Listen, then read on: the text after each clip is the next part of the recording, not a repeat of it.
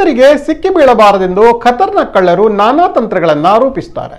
ಅದೇ ಮಾದರಿಯಲ್ಲಿ ತಂತ್ರವೊಂದನ್ನು ರೂಪಿಸಿ ಕೊನೆಗೂ ಬುದ್ಧಿಶಾಲಿ ಪೊಲೀಸರಿಗೆ ಕಳ್ಳನೊಬ್ಬ ಸಿಕ್ಕಿ ಬಿದ್ದಿದ್ದಾನೆ.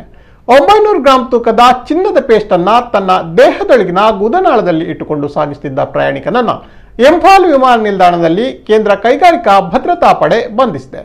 ಸುಮಾರು 42 ಲಕ್ಷ ರೂಪಾಯಿ ಮೌಲ್ಯದ 908 ಗ್ರಾಂ ತೂಕದ ಹಳದಿ ಬಣ್ಣದ ಲೋಹದ 4 ಪ್ಯಾಕೆಟ್ಗಳನ್ನು ಪೊಲೀಸರು ವಶಕ್ಕೆ ಪಡೆದಿದ್ದಾರೆ. ಪ್ರಯಾಣಿಕ ತನ್ನ ಗುದನಾಳದಲ್ಲಿ ಚಿನ್ನದ ಪೇಸ್ಟ್ ರೂಪದಲ್ಲಿ ಇದನ್ನ ಇರಿಸಿಕೊಂಡಿರುವುದನ್ನ ಪೊಲೀಸರು ಖಚಿತಪಡಿಸಿದ್ದಾರೆ. ಪ್ರಯಾಣಿಕನನ್ನ ಕೇರಳದ ಕೋಯಿಕೋಡು ನಿವಾಸಿ ಮೊಹಮ್ಮದ್ ಶರೀಫ್ ಎಂದು ಗುರುತಿಸಲಾಗಿದೆ. ಈತ ಇಂಫಾಲ್ನಿಂದ ದೆಹಲಿಗೆ ಪ್ರಯಾಣಕ್ಕೆ ಮುಂದಾಗಿದ್ದ. ಈತನನ್ನ ಭದ್ರತಾ ಪಡೆ ಸಿಬ್ಬಂದಿ ಪ್ರಶ್ನೆಗೊಳಪಡಿಸಿದಾಗ ಆತನ ಮಾತುಗಳಿಂದ ಅನುಮಾನ ಮೂಡಿದೆ. ನಂತರ ಆತನನ್ನ ವೈದ್ಯಕೀಯ ಪರೀಕ್ಷಾ ಕೊಠಡಿಯಲ್ಲಿ ಎಕ್ಸ್ರೇಗೆ ಒಳಪಡಿಸಿದಾಗ ದೇಹದ ಕೆಳಭಾಗದಲ್ಲಿ ಈತ ಯಾವುದೋ ಸೊತ್ತನ್ನ ಬಚ್ಚಿಟ್ಟುಕೊಂಡು ಹೋಗುತ್ತಿರುವುದು ಪತ್ತೆಯಾಗಿದೆ.